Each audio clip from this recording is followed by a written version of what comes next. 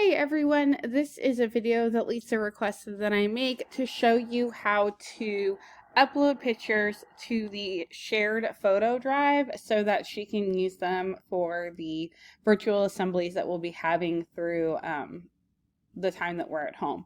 So the first thing that you're going to want to do is make sure that the pictures that you're going to upload are saved somewhere on your computer. If you watched the previous video, I taught you how to screenshot off of Class Dojo.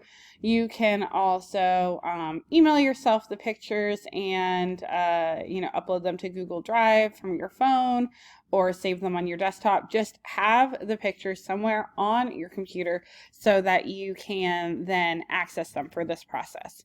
So you're going to want to start off on Google Drive, which is where I am now, and I always use the search feature. It's a lot faster than trying to scroll down through everything that you've uploaded to Google Drive or that people have shared with you. So the folder that we're looking for is the Kennedy shared photos. And if you type in Kennedy shared, it's going to be what pops up.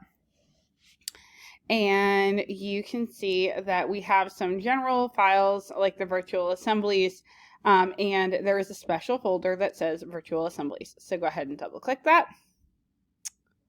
And these are the photos that have been uploaded so far.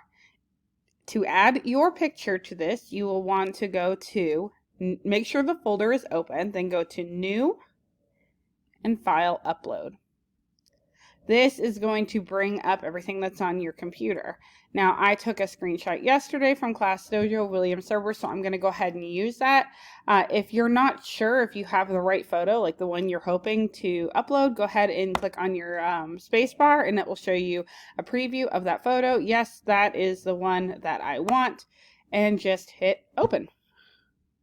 You'll see down here, it's uploading it, it's finishing it, and in a second it will be done, and then I will be able to see that file in here. Okay, so the upload is complete, and there it is. Everybody who is shared on here, specifically Lisa, can then use that photo for the virtual assembly.